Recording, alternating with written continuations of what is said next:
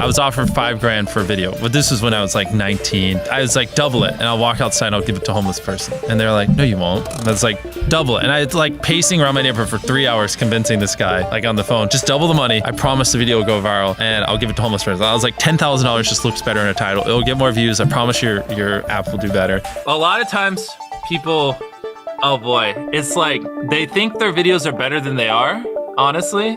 And tell them, Jimmy, tell them. I mean, they do that, and they have horrible friend groups, because you really are like the type of YouTubers you hang around. It's getting people with the right YouTuber friend group that aren't pussies and will actually tell them when their content's bad and like actually roast it and help them get better in a nice, positive way. Basically what I did was I've somehow found these other like 4 lunatics. 3 of us were college dropouts, 1 was a high school dropout, and 1, I don't know, he just like quit his job. We were all super small YouTubers, and we basically talked every day for 1,000 days in a row and did nothing but just like hyper study, like what makes a good video, what makes a good thumbnail, what's good pacing, like how to go viral. We would just get on Skype every morning, and like some days like I'd get on Skype at 7 a.m. and I'd be in the call until like 10 p.m. and then I'd go to bed and I'd wake up and I'd do it again. We'd do things like take 1,000 thumbnails and see if like there's a correlation to the brightness of the thumbnail to how many views you got. Imagine a world where it's just you working solo and you work 12 hours a day every day for like a year. And you're just grinding, you make a mistake, you learn from it, you grind, you make a mistake, you learn from it, and you do that for like a year.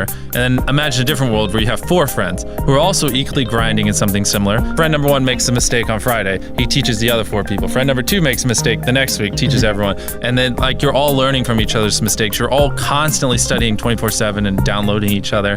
Like after a year, you're like 2 years ahead of the guy who was just solo. Do you frequently go that far out of your way to capture the thumbnail? Yeah, I mean, of course, everyone should. If people don't click, they don't watch. So you want to give them something to click. Something a lot of people forget is like unsuggested on phones, thumbnails are really fucking small. So like people are editing thumbnails full blown on their computer, and when you shrink it down, you can't see it. We try to all around be above the rest. Anyone can clickbait, but you do actually like deliver on it. We say we put 100 million Orbeez in the backyard, we put 100 million Orbeez in the backyard. Your title and thumbnail set expectations. Like what you're saying is like, I like bananas. And what you need is, bananas are the best goddamn food on the planet. Like that's the type of opinion you need. Like you need something like how to get 100 million views on YouTube, or not even that, that's not strong enough. You need something that makes people go, what the fuck? What the fuck did he say in that video? What the fuck? I need to know. At the very beginning of the video, to minimize drop-off, you want to assure them that those expectations are being met. If you're putting 1 million Orbeez in a pool, don't start the video with you shopping for, you know, your mom's birthday present.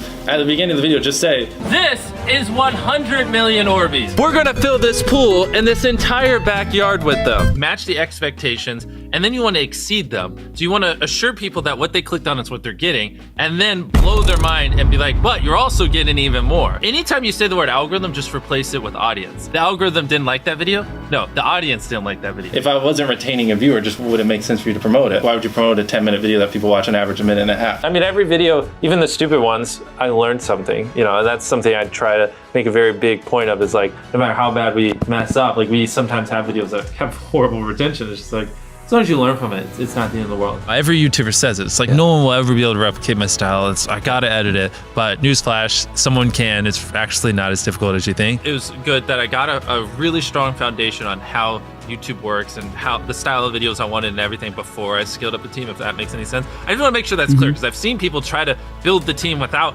foundation and knowing how to do well. I know that if we film this video, it will do well, just because I've spent a decade of my life hyper obsessing over YouTube and I have a good pulse on it. But if you didn't have that, then you wouldn't know. Like, you wouldn't be able to spend $4 million on a Squid Game, because you might lose $2 million and then you can't pay your people. But of course, yeah, if I didn't have these people, I couldn't do half the stuff I do. For the last like 8 or 9 years, like every dollar I've made, I just spent it the next month on content. And I just did that every single month, and it just kept getting bigger and bigger, and here we are. Since I was 13, there probably hasn't been a single hour that's gone by that I've been awake where I haven't thought about YouTube. Like, I'm just focused on making the best videos possible, period. I don't care about making money. I don't care about time. I don't care about anything. I just want to make the best videos on the planet. Literally all the algorithm does is reflect what the people want to a T.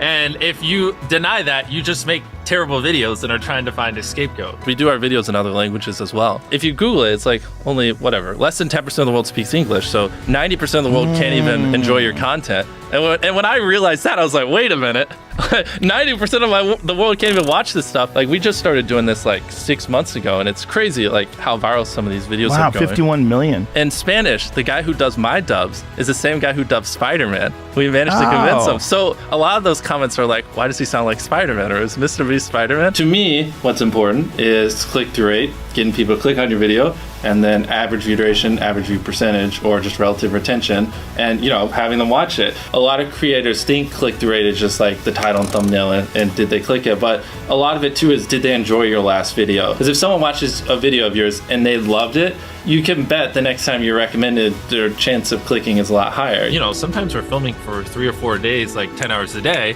30, 40 hours of filming plus months of setup, whereas most creators probably film for a couple hours and set up for a day. Outside of just filming, we brainstorm video ideas, relentlessly, hours every day. By always doing all those things, it just distinctively sets it so far apart that it's basically, in my head, it's like, why would you not watch it? Viewers aren't stupid. They can tell when you half ASS, I don't know if I'm allowed to curse, a video, or if you really put in effort. And if they can tell you're putting in a lot of effort, they're gonna be more likely to click on future videos. And that snowballs. And because once you build that trust, they get to a point where it doesn't matter what you upload. They just know it's high effort and they just know it's great. And they're just conditioned just to watch because you have a good track record. And so with filming, it's just like trying to make sure we're doing everything we can, no matter how expensive it is, no matter how much time it takes, to make the best video possible. A lot of people, if they gave away 100 grand, they would make a huge deal about it. But sometimes we're just like, yeah, here's 100 grand. Thanks for watching, bye. Doing it that way makes it more fun and just more interesting. So I like to keep a little bit of it mysterious because I think that's what people enjoy. A lot of people aren't willing to put in 10 hours days because they don't like what they're doing. So it's finding what they enjoy, because it is like a long grind. You're doing for years, not months. So if you don't enjoy it, then you're gonna burn out. I just had the blessing of finding what I loved at a young age. So because to get to this level, it takes, a decade. Most people don't find what they love till their young 20s. So they'd be where I'm at in their 30s. Yeah. I just lucked out and found it when I was really young. Living your life chasing a nicer car and a bigger and bigger box to live in is kind of like a dumb way to go about life. I actually, funny enough, I lived in a super below average home. And I kind of learned why famous people don't live in below average homes, because someone broke in, stole everything I owned. So I had to get a little nicer house for security reasons. But before I was robbed, my place is a little duplex, $700 a month. You get a roommate's $360 split. People think just because you go for views means you can't have fun, but you can pull views and you can have fun, which is what we purposely try to do. If you're not doing something that's just inherently fun to you, you're just quit. Just give up. You gotta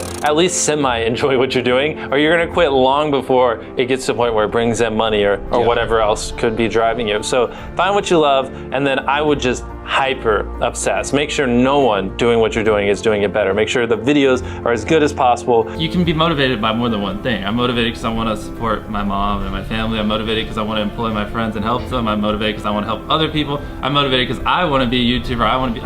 I feel like that's another misconception. You can have lots of things that drive you. Absolutely. Yeah. Absolutely. So there's just tons of stuff that drive me.